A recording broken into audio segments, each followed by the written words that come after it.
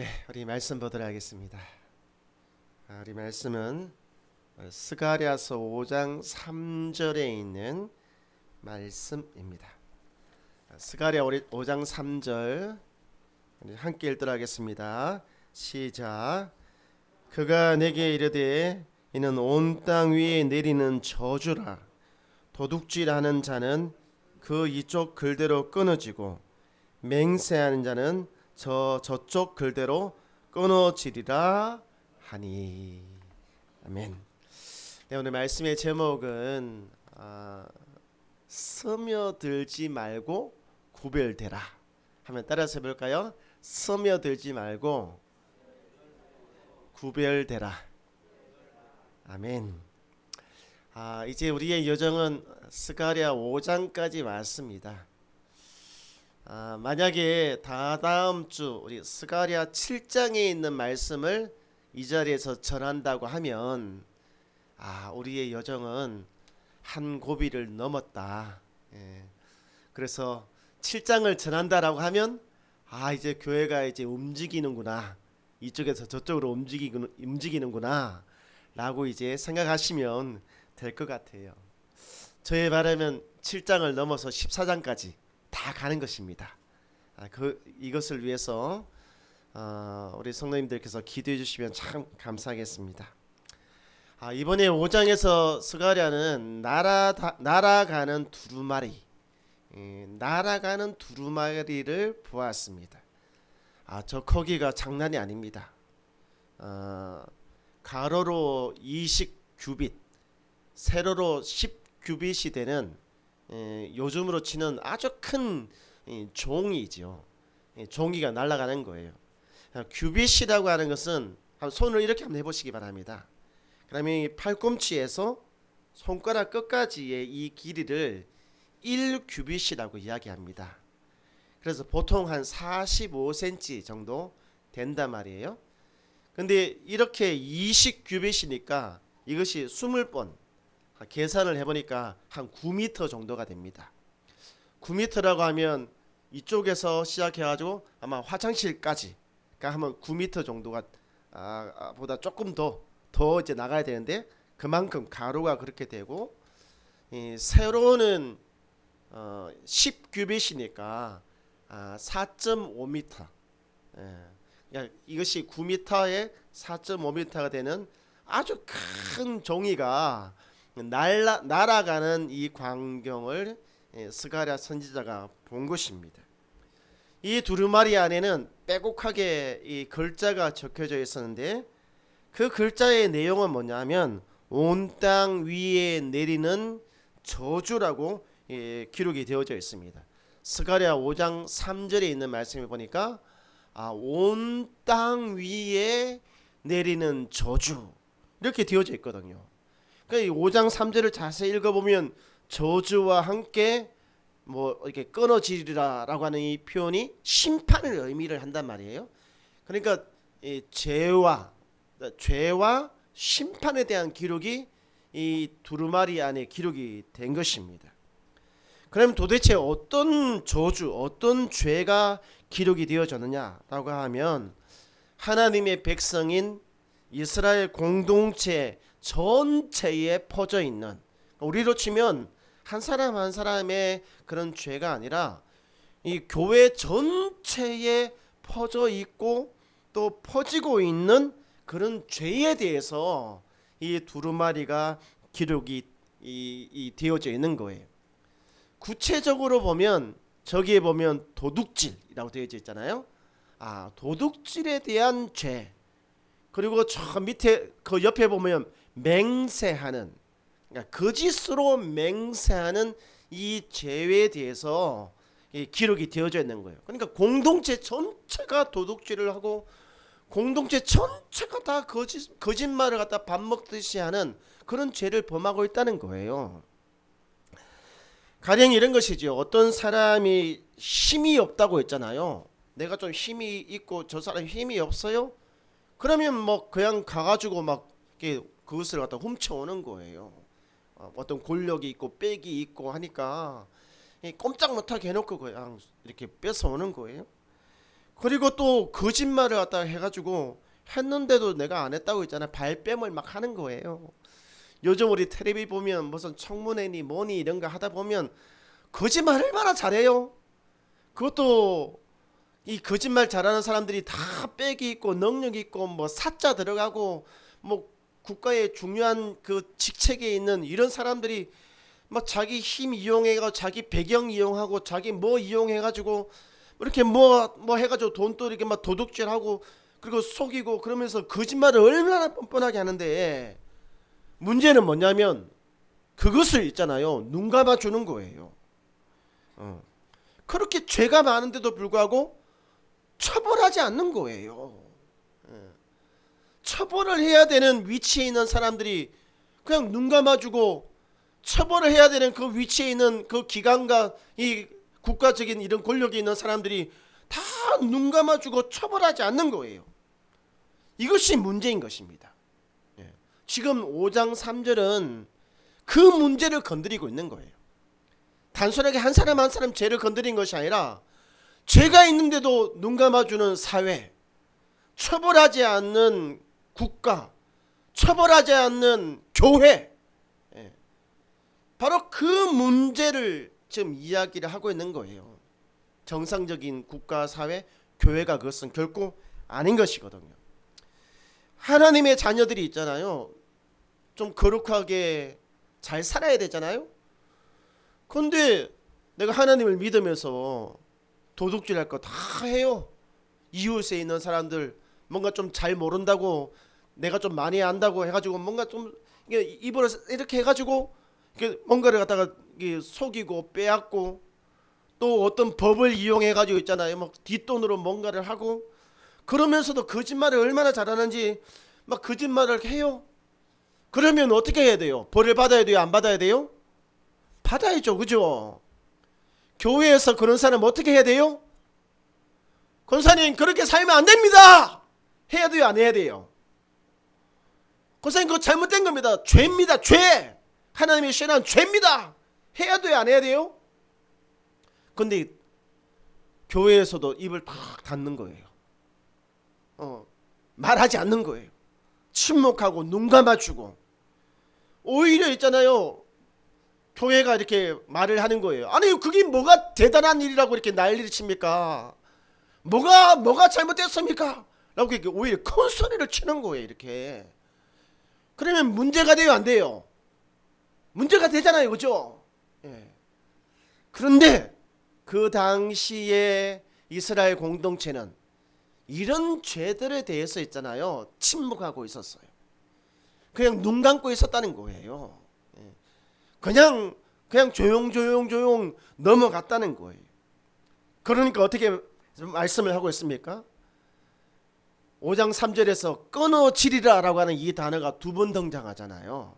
다시 말하면 너희는 가만히 있을지 모르겠지만 하나님은 그것에 대해서 분명하게 심판하겠다 라고 하는 이 말씀을 스가랴 선지자를 통해서 전해주고 있는 것이죠.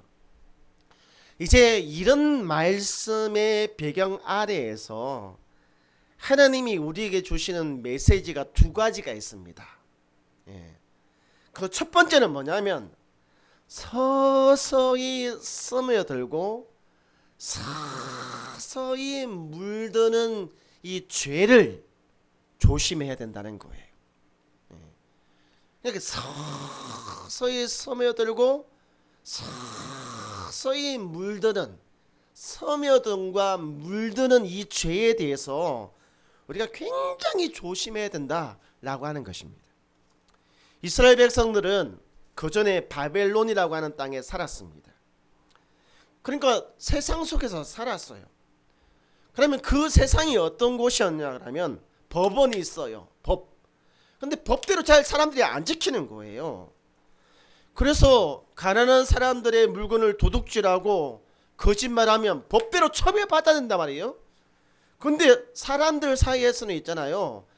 힘있고 빽이 있으면 가난한 사람들 거는 막 그냥 훔쳐오는 거예요. 속이고 뭐 해가지고. 그러면서도 어떻게 해요? 뻔뻔하게 있잖아요. 이게 거짓말을 하는 거예요. 그런데 사람들 사이에서 있잖아요. 그것이 허용이 되는 거예요. 옆에 있는 사람들이 눈 감아주고 또 뭐 그렇게 하더라도 뭐 대단한 일이 아닌 것처럼 그렇게 넘어가는 사회적인 분위기 속에서 이 사람들이 살았단 말이에요. 그러니까 어떻게 하겠어요? 처음에는 야 이렇게 살아서는 안 돼. 우리가 정직하고 깨끗하게 살아야지. 라고 이렇게 저항을 했지만 시간이 지나면서 있잖아요. 서서히 이렇게 물들기 시작을 한 거예요. 그래서 어떻게 되는 것입니까? 나중에는 그 사람들과 똑같게 된 거예요. 예. 그런 일을 하면서도 어떤 죄책감도 느끼지 못하고 그렇게 변하게 된 것이거든요. 하나님의 자녀들은 이처럼 있잖아요. 이게 서서히 물들고 스며드는 이런 죄에 대해서 늘 언제나 깨어서 어떻게 해야 된다는 것입니까? 조심하고 그렇게 되지 않도록 몸부림쳐야만 된다는 것 사실을 우리에게 알려주고 있는 것이죠. 제가 아는 어느 선교사님이 인디아, 그러니까 인도지요. 인도라고 하는 곳에 선교사로 가서 굉장히 오랫동안 계셨습니다. 인도라고 하는 나라는 있잖아요. 우리는 빨리빨리가 굉장히 익숙하잖아요. 근데 인도는 그렇지가 않은가 봐요. 뭐 하나를 하려고 해도 엄청나게 어렵대요. 그리고 금방 안 해준답니다. 사람이 살아가는데 전기가 필요해요? 전기가 필요하잖아요? 전기 필요하잖아요. 근데 물이 나와야 또 밥도 뭐 해먹고 마시고 이렇게 할 텐데 전기와 수도도 해달라고 하면 잘 안 해준대요. 몇 달씩 걸리는 경우도 있답니다. 선교사님이 갔을 때 전기가 없고 수도가 없어가지고 관공서에 찾아가지고 이거 해달라고 했잖아요. 요청을 한 거예요. 당연한 거잖아요. 그죠? 근데 몇 번씩 가도 안 해주는 거예요. 와, 정말 너무너무 힘들게 이제 그 시간을 보낸 거예요. 근데 그 나라에서 빨리빨리 해주는 방법이 있답니다.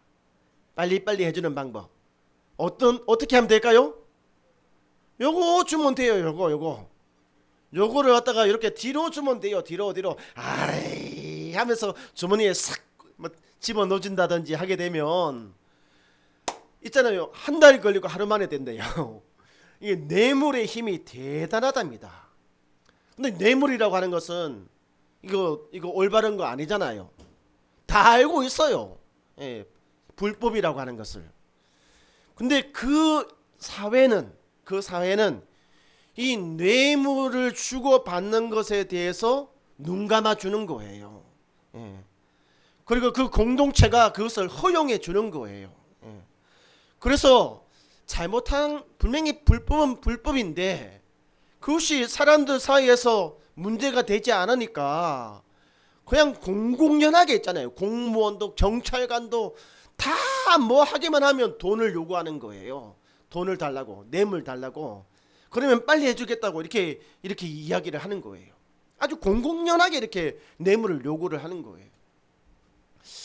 그러면 참 고민이 많아지는 거죠. 우리 같은 그리스도인들은. 예. 선교사님도 고민을 했대요. 이런 사회 속에서 내가 어떻게 살아야 될까? 이런 분위기 속에서 하나님의 말씀을 전하러 온 선교사로서 내가 어떻게 행동을 해야 될까? 그냥 다른 사람들처럼 그냥 그렇게 스며들어서 그렇게 살아갈 것인지 아니면 그리스도인으로서 그죠? 하나님의 자녀로서 그것과 구별되어져서 내가 살아갈 것인지를 고민을 한 거예요. 여러분 같으면 어떻게 하시겠습니까? 이런 상황에서 그냥 이거 주고 빨리빨리 하실래요? 어떻게 하시겠어요? 고민이 많이 돼요. 사실은. 근데 이 선교사님은요 뇌물을 주지 않았습니다. 그렇게 되니까 있잖아요. 전기도 없이 수도도 없이 그 무더운 날씨 속에서 몇 달을 산 거예요. 한번 생각해 보세요. 여러분의 가정에 에어컨 없이 한 몇 달 산다고 생각해 보시기 바랍니다. 여러분이 지금 수도도 안 나오는데 그 집에서 몇 달 동안 산다고 생각해 보세요. 그 화장실 처리고 어떻게 해요? 정말 골치 아픈 일이 너무너무 많은 거예요. 너무너무 불편한 거예요. 그런데 끝까지 참았어요. 그리고 수없이 관공서를 찾아가가지고 국민으로서 아니면 시민으로서 당연한 권리를 요구한 거예요. 우리 집에 전기 놔주세요. 수도 놔주세요. 근데 뇌물을 안 주니까 빨리빨리 안 되고 몇 달을 질질질질 끈 거예요. 그렇지만 어떻게 해요? 결국에는 많이 늦었지만, 그리고 많이 힘들었지만 전기도 들어오고 수도도 들어온 거예요. 선교사님은 그런 사회적인 그런 죄에 스며들지 않고, 그죠? 자신의 믿음과 자신의 정체성을 지켜낸 것입니다. 또 이 선교사님이 있잖아요. 그곳에 있는 아이들을, 가난하고 어려운 아이들을 위해서 이 학교를 이렇게 열었어요. 그러니까 아이들이 굉장히 많이 찾아온 거예요. 초등학교, 중학교, 고등학교, 나중에 대학교까지 필요하게 된 것이죠. 그런데 그 학교들을 국가로부터 정식적으로 허락을 받은 학교가 되게 하는 것은 굉장히 어려운 문제였어요. 잘 안 해줘요. 특히 외국인 선교사가 오는 그런 학교는, 특히 신학교는 더 안 해주고 말이죠. 근데 학교를 허락받는 일은 있잖아요. 전기를, 수도를 허락받는 일보다 더 쉽게 빨리 진행이 되어졌습니다. 너무 신기하죠? 왜 그러냐라면 그 사회가 있잖아요. 이 선교사님을 보고 저 사람은 뇌물도 안 받는 정직하고 깨끗한 사람이다 라고 하는 것을 인정해줘가지고 그 어려운 학교를 설립하고 신학교를 설립하는 일에 대해서 이렇게 국가가 도와줘가지고 있잖아요. 빨리 진행이 된 거예요. 할렐루야. 하나님이 참 신기하게 믿음을 지키는 사람들을 참 신기한 길로 인도하신다니까요. 물론 우리가 살다 보면 늘 언제나 이렇게 해피엔딩으로 끝나지는 않습니다. 믿음을 지키고 그 죄가 나의 삶을 지배하지 못하도록 몸부림치면 칠수록 더 힘들어질 수도 있어요. 그럼에도 불구하고 우리 성도님 기억하시기 바랍니다. 그렇게 몸부림치는 그 삶의 그 모습을 하나님께서 기뻐하십니다. 아멘. 그리고 세상에 주는 보상을 기대하지 말고 하나님께서 주시는 보상, 이것을 기대하시는 저와 성도님이 다 되시기를 주님으로 축원드립니다. 두 번째 우리에게 주시는 메시지가 있어요. 그것은 뭐냐면 우리가 조금 더 적극적인 삶을 살아야 된다는 거예요. 조금 더 적극적인 삶을 살아야 된다는 것이죠. 한번 생각해 보면 교회는 늘 항상 이웃들에게, 그리고 어렵고 힘든 이웃들의 것을 도둑질하고 속이기보다 그들의 삶을 위해서 굉장히 적극적으로 헌신하는 삶을 교회는 살아왔어요. 아이들을 인간 취급하지 않고 무시할 때, 그리고 여성들은 사회적으로 지위가 낮았어요. 투표권도 없고 말이죠. 근데 여성들이 지위가 낮아서 무시당할 때, 그리고 노예들 있잖아요. 자유가 없는 노예, 종들이죠. 사람들이 정말 개돼지 취급할 때, 힘없는 고아와 과부들, 이런 사람들을 푸대접할 때 교회는 어떻게 했느냐? 정말 따뜻한 시선으로, 그죠? 그리고 그들을 품고 그들과 함께 살았어요. 그들의 것을 훔치고 그런 것이 아니라 오히려 퍼주고 말이죠. 함께 나누는 삶을 교회가 살았다는 거예요. 제가 몇 해 전에 전라도 광주의 양림동이라고 하는 곳을 찾아간 적이 있습니다. 우리 가족 여행으로 광주에 간 적이 있었거든요. 이 양림동에 가면 저렇게 오래된 이런 건물들이 참 많이 있어요. 100년이 훌쩍 넘은 건물들이에요. 이 건물이 어떤 건물들이냐라면 선교사님, 그러니까 외국에 있는 선교사님들이 오셔서 이렇게 집을 짓고 저기서 이제 사셨단 말이에요. 그러니까 건물도 이렇게 벽돌로 지어지고 집이 예뻐요, 안 예뻐요? 예쁘죠, 그죠? 지금은 저기가 광주의 핫플레이스가 돼가지고 사람들이 참 많이 찾아와요. 또 저기 또 이렇게 뭐 신청만 하면 뭐 하룻밤도 잘 수 있고, 물론 돈을 줘야 됩니다. 돈을 주고 하룻밤도 잘 수 있는 그런 핫플레이스예요. 근데 이 양림동이라고 하는 것이 어떤 곳이냐라면 옛날에는 버려진 땅이었습니다. 사람들이 뭐 이렇게 뭐 전염병이 이렇게 생기잖아요. 그러면 그 전염병이 생긴 사람들을 저 양림동이라고 하는 곳에 데려가서 버렸어요. 예, 그냥 죽으라고 말이죠. 예. 그리고 뭐 문둥병 같은 거 생기고 이러면 어떻게 해요? 저기다가 버린 거예요. 어린아이부터 시작해 노인들까지 하여튼 약하고 병들고 힘없고 이런 사람들을 갖다가 다 버린 거예요. 이렇게 여기다가 죽으라고 말이죠. 예. 여기다 버린 거예요. 사람들은 굉장히 차갑게 그들을 대해 주었어요. 근데 선교사님들은 어떻게 했느냐라면 그곳에 있잖아요. 버려진 그곳, 죽으라고 버려진 그곳에 찾아간 거예요. 양림동 찾아가가지고 저기에 병원을 짓고 있잖아요. 저기에 학교를 세우고 거기에서 사람들, 문둥병 걸린 사람들을 치료하고 죽어가고 있는 사람들을 치료해 준 거예요. 굉장히 세상 사람들과 다른 차별화된, 구별화된 그런 삶을 산 거예요. 저기서 연약한 이웃을 향한 그들의 시선은 굉장히 따뜻했습니다. 그들의 태도는 사람들의 마음을 감동시킬 정도로 있잖아요. 굉장히 뭐랄까 표현할 수 없을 정도의 그 고마운 그 이웃을 향한 시선과 태도를 가지고 있었단 말이에요.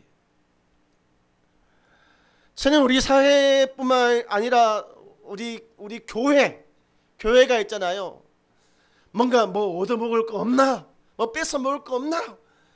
그런 태도로 있잖아요. 또 우리랑 전혀 다르고 막 마음속에 적대적인 감정을 품고 이웃을 대하는 것이 아니라 조금 더 따뜻한 시선으로 있잖아요. 감동을 주는 삶을 저렇게 좀 살았으면 좋겠어요. 저렇게 말이죠. 여러분, 이것이 있잖아요. 이 교회가 보여줄 수 있는 거룩함, 세상과의 차별, 세상과의 구별인 것입니다. 우리가 거룩함, 순결함을 이야기할 때 우리 개인이 세상과 동떨어져 가지고 그냥 거룩하게 그냥 순결하게 사는 것, 그거 하나님이 그것만 원하시지 않습니다. 하나님은요, 교회가 이웃을 향한 차별화된 시선과 감동적인 행동을 통하여서 있잖아요. 세상과 차별화되기를 원하고 구별화되기를 원하시는 거룩함과 순결을 원하고 계십니다. 저는 우리 다행교회가 그런 교회가 되었으면 좋겠어요. 우리 교회가. 그래서 일주일에 한 번씩 예배만 드리는 그런 공간이 아니라 이 예배를 드리는 교회 공간이 이웃을 섬기는 공간이 되어지기를 저는 정말 꿈꾸고 있어요. 우리는 과거에 그렇게 교회를 이끌어 왔습니다. 그래서 이곳으로 오면서 그런 것들이 많이 없어졌어요. 저는 제 마음 가운데 교회라고 하는 이 건물과 예배당이 이웃을 섬기는 곳이 되어야 된다라고 하는 그런 마음을 늘 가지고 있어요. 그래서 조금 더 넓은 의미의 이웃을 교회가 섬김으로 저는 거룩함과 순결함을 지켜나가는 그런 교회가 되고 싶습니다.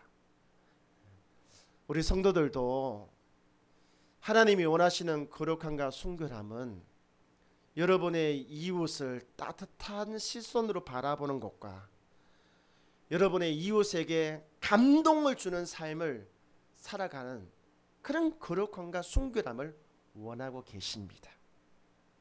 우리 그렇게 한번 살아보기로 결심하는 우리 모든 성도들이 되시기를 주의 이름으로 축원드립니다.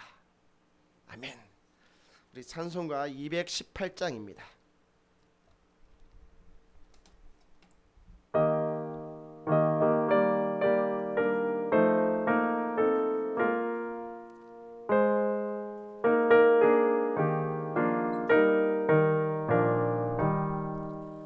내 마음과 정성을 다하여서 주 너의 하나님을 사랑하라. 내 몸을 아끼고 사랑하되 형제와 이웃을 사랑하라. 주께서 우리에게 명하시니 그 명령 따라서 살아가리. 널 미워 해치니 원수라도 언제나 너 그렇게 사랑하라. 널 핍박하는 자에 의해서도 신실한 마음으로 복을 빌라. 주께서 우리에게 명하시니 그 명령 따라서 살아. 우리 1절로 다시 하겠습니다. 내 마음과 정성을 다하여서 주 너의 하나님을 사랑하라. 내 몸을 아끼고 사랑하되 형제와 이웃을 사랑하라. 주께서 우리에게 명하시니 그 명령 따라서 살아가리. 우리 이 시간 함께 기도하기를 원합니다. 우리 자신은 함께 살아가고 있는 이웃들을 향하여서 어떤 시선을 가지고 있습니까? 저는 우리 성도들이 좀 따뜻한 시선으로 우리의 이웃을 바라보고 감동적인 행동으로 감동을 주는 삶을 살아가기를 원합니다. 지금까지 우리가 그렇게 살지 못했다면 주님이 이제라도 그런 삶을 살 수 있기를 주님 앞에서 결심하는 그런 기도를 드리기를 원합니다. 그리고 교회를 위해서 기도할 때 주님, 우리 교회에게 다시 한번 기회를 주셔서 이 교회를 통하여 우리의 이웃을 따뜻하게 감사 안고 품고 그 일을 감당할 수 있게끔 우리에게 기회를 다시 한번 달라고 기도해 주시길 바랍니다. 기도하겠습니다.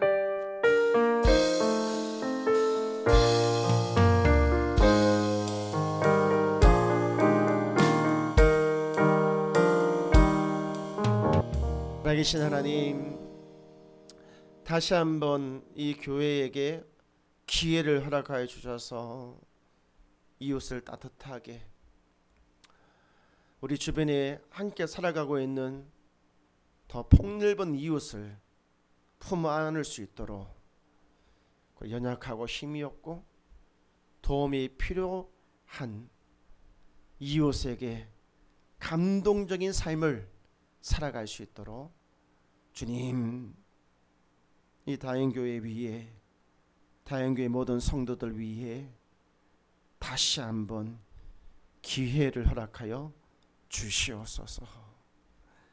이제는 우리 주 예수 그리스도의 거룩하신 은혜와 하나님 아버지의 놀라우신 사랑과 성령 하나님의 감화 감동 교통하심이 이웃을 향한 따뜻한 시선으로 감동을 주기를 원하는 삶을 살기를 원하는, 그리고 그 기회를 간절하게 원하는 교회와 성도들 머리 위에 이제로부터 영원토록 함께 있을지어다.